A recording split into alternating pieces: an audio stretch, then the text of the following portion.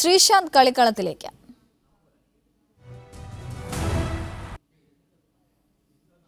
Cricket താരം ശ്രീശാന്തിന് BCCI ചുമത്തിയ ആജീവനാന്ത വിലക്ക് സുപ്രീം കോടതി നീക്കി.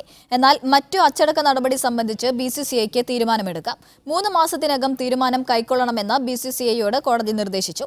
വിധിയിൽ സന്തോഷമുണ്ടെന്നും കളിക്കളത്തിൽ ഉടൻ തിരിച്ചെത്തുമെന്നും ശ്രീശാന്ത് മീഡിയ വണ്ണിനോട് പറഞ്ഞു.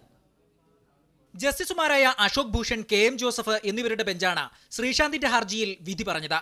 ശ്രീശാന്തിന് പൂർണ്ണമായും അച്ചടക്ക നടപടികളിൽ നിന്ന് മുക്തി നൽകാൻ കോടതി തയ്യാറായില്ല.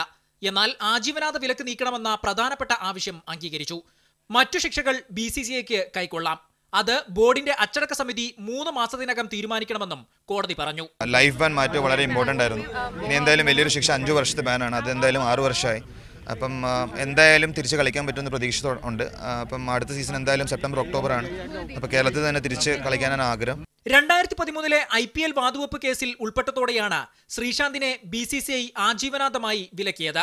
കേസിൽ വിചാരണ കോടതി പിന്നീട് കുറ്റവിമുക്തനാക്കിയിട്ടും BCCI ഈ വിലക്ക് നീക്കിയിരുന്നില്ല. ബോർഡിന്റെ ഈ നിലപാട് കടുത്ത അനീതിയും ക്രൂരവുമാണ് എന്നായിരുന്നു ശ്രീശാന്തിന്റെ വാദം. പക്ഷേ BCCIയുടെ നിലപാടാണ് കേരള ഹൈക്കോടതി അംഗീകരിച്ചിരുന്നത്. ഇതോടെ ശ്രീശാന്ത് സുപ്രീം കോടതിയെ സമീപിക്കുകയായിരുന്നു. BCCIയുമായുള്ള 6 വർഷത്തോളം നീണ്ട നിയമ പോരാട്ടത്തിൽ ഒടുവിൽ ശ്രീശാന്തിന് ആശ്വാസമേകുന്ന വിധി തന്നെയാണ് സുപ്രീം കോടതി പറഞ്ഞിരിക്കുന്നത്. ഇനി അങ്ങോട്ട് BCCI സ്വീകരിക്കുന്ന നിലപാട് തനിക്ക് അനുകൂലമാകുമെന്ന ശുഭാപ്തി വിശ്വാസത്തിലാണ് ശ്രീശാന്ത്. സുപ്രീം കോടതിയിൽ നിന്ന് PM ഷാഫിക്കൊപ്പം TK റാഷിദ്.